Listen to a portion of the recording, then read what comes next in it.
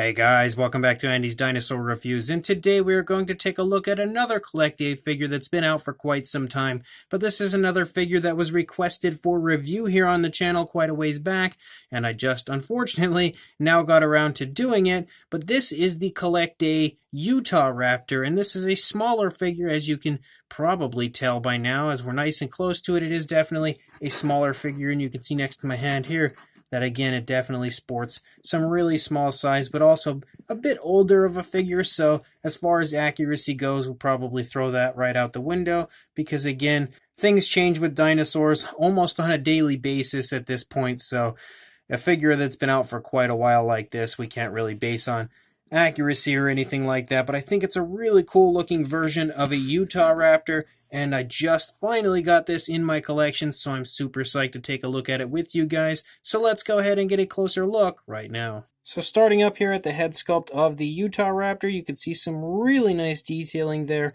in the face area of the Utahraptor, some really nice texturing to the skin there. You can also see a nice brown coloration that kind of borders around the eye. The eye itself is actually painted with a nice black and shines and glistens quite realistically. You can also see it over here. It looks beautiful overall, and I love the colors that they've used here on the face. I feel like those are some nice kind of flashy but very realistic tones of color that they've included there on the face of the Utahraptor. I love that it's a little bit of a darker color here and then it lightens up as we get out here onto the snout of our Utahraptor. Really nicely done. You can also see the teeth are sculpted out pretty nicely inside the mouth there and also painted quite nicely overall, although they are painted with a pretty bright white coloration. You can also see sort of the tongue in there, but it's a little hard to pick up on.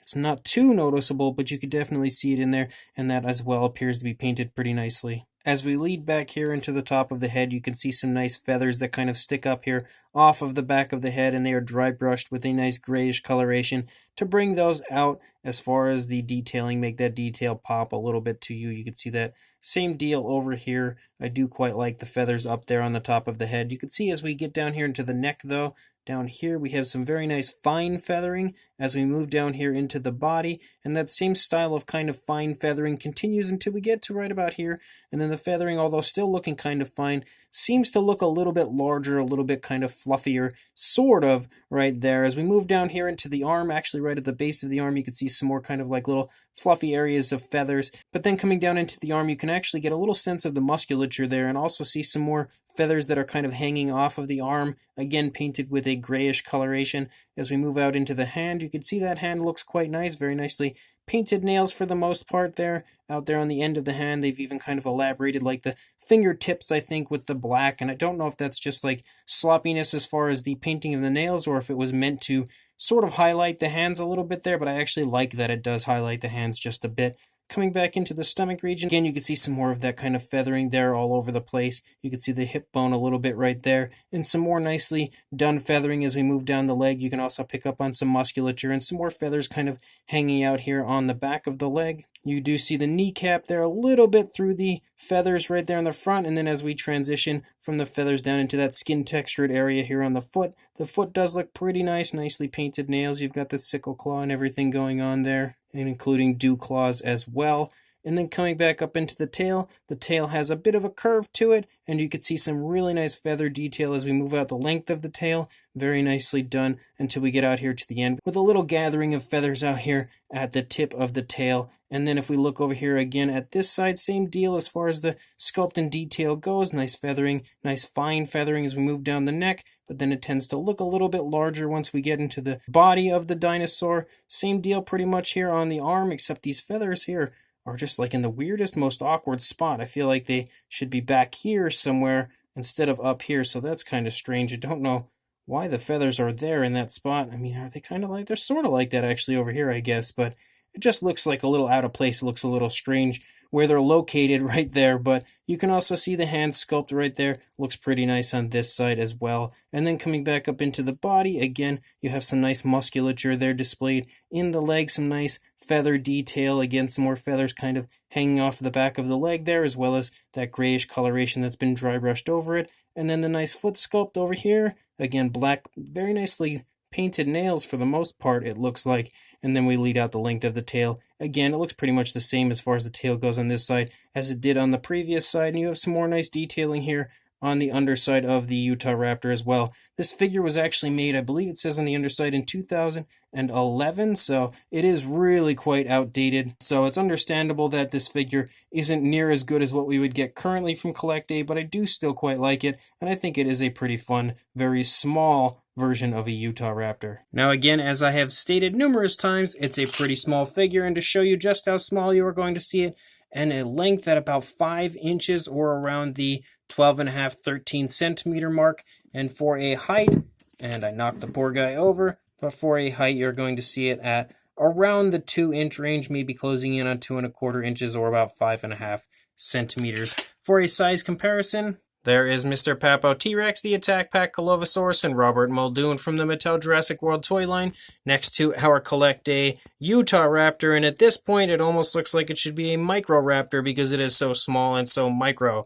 Haha, terrible joke. But regardless, it does look like it's a really small figure right here next to these three, and that is because it is definitely a very small figure. However, I still think for its very small size, it sports a ton of really nice detailing to it and some pretty nice paint application as well. So I think it kind of makes the figure even more impressive now seeing how small it truly is. So this Collecta Utahraptor is definitely a fun figure. Again, accuracy out the window due to its age, and also just generally not living up to what we see currently on Collecta. We can take that idea, throw that out the window as well, because again, this figure being made quite a ways back, according to the underside, in 2011, this figure is going to have a good bit of a different looking sculpt compared to what we see nowadays from Collecta, as Collecta has really become quite polished, I guess we could say, and they've improved drastically since the time that this figure was released. But that being said, this is still a really cool looking figure, and I think does sport a pretty fun look, especially for being such a small Utahraptor. I think this is probably the smallest Utahraptor I have in my collection. Maybe the older retired Batat Utahraptor might be similar in size, but definitely a small figure overall, especially when you consider the fact that it is a Utahraptor, which is a pretty darn big species. It is pretty small as far as this figure goes, but even with it being smaller, it still manages to have a really nice looking appearance to it and sports some pretty darn nice detail for a figure that is almost in minifigure size. You can see some pretty nice skin texture on the face, as well as I love that kind of orangish color that's up on the face. Really nice flashy looking color, I think, for the head area of the Utahraptor, but you can see beautiful feather detail throughout the entire figure, nicely dry brushed in certain spots with some light grays, and you can also see a really nice sculpt in the hand, the feet, nicely painted nails on something as small as this is. Really beautiful overall, I think, as far as the sculpt goes. And the paint itself is pretty nice looking. There's nothing flashy as far as the paint scheme goes. It's mostly just darker tones of like browns and stuff, and then again some light dry brushing here and there, and then that orangish color on the face. There's not too much else other than that to it paint-wise, but what is included I definitely do quite like, and I think overall is a pretty nice looking paint scheme for this Utahraptor. So if this is something that you would like to pick up, I will include a link to Everything Dinosaur in the description to where you can purchase this on their website. So make sure you check the description, go buy this really cool Collecta Utahraptor, and make sure you also like, comment, and subscribe, and I will see you in the next review. Thanks for watching.